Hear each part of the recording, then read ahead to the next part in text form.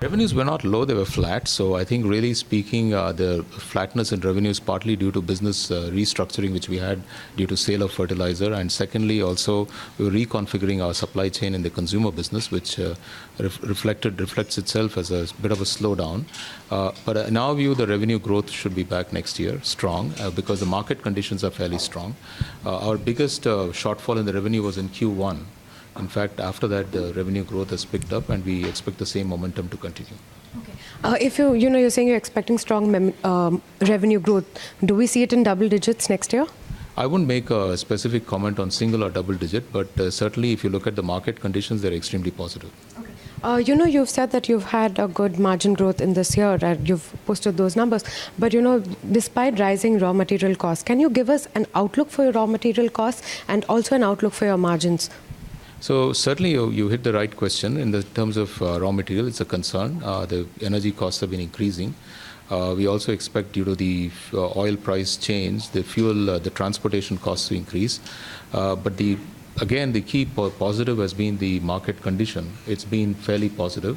So we expect that bulk of the cost will be absorbed, and the margin structure should remain more or less intact.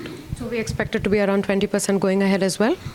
I always keep it range bound. I'd said 16 to 18. 20 is a high, but we will try to keep it wherever it is. Okay. Also, can you give us an outlook for your US and also for your European market, considering you're seeing a rebound even in the European market as well? So all around the world, we are seeing markets extremely tight in terms of, I think all markets are growing. So today we don't have a single situation where we can say Europe is not growing or US is not growing. In fact, US is growing at a very fairly strong clip. So we are seeing very strong market conditions, and we'll continue to maintain that momentum. And operationally, I think most of our operations have stabilized in a very positive manner. So we do expect that that will help all around in terms of revenue and bottom line.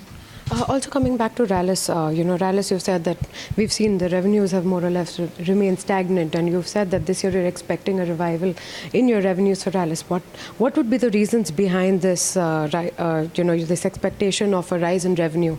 We do expect the monsoon to be normal, or at least near normal, if not normal.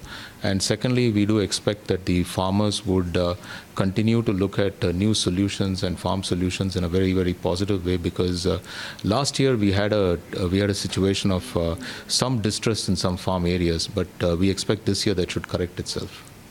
Also, your focus has been on your consumer business, and, Tata Sampann is a brand that you're focusing on.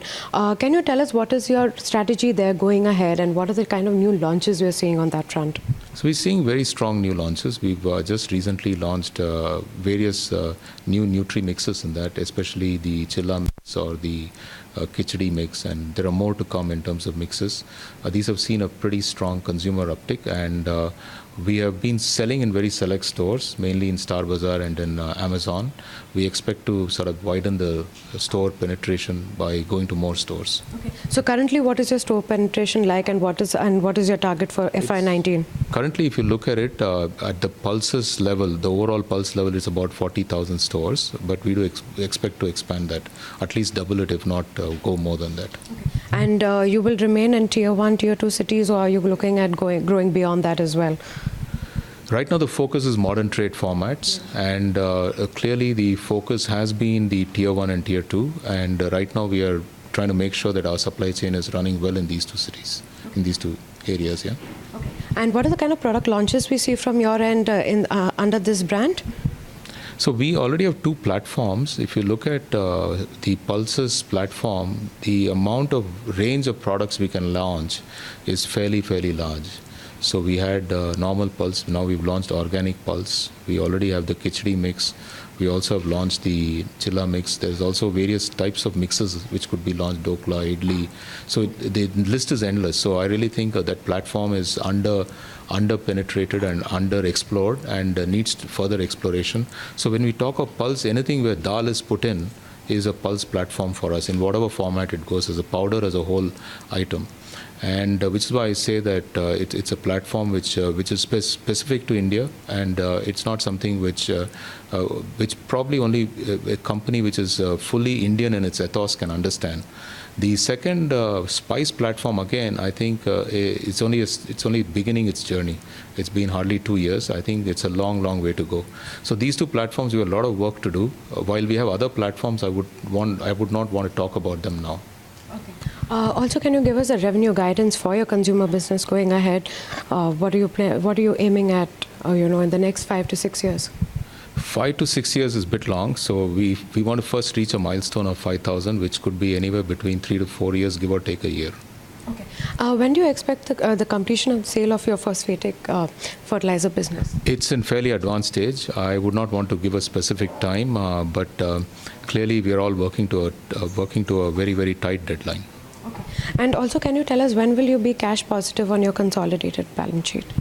So standalone is already actually having positive cash. In terms of consolidated, the real issue as far as we are concerned, the gross debt, we have a specific time period when we have to repay. So we are not going to accelerate the repayment because the debt is at a very, very attractive cost. But in terms of net debt, which is at about 1,800 crores, it should roll down fairly fast. Okay, but do we expect you to be cash positive in FY19? Not that fast, but roll down fast.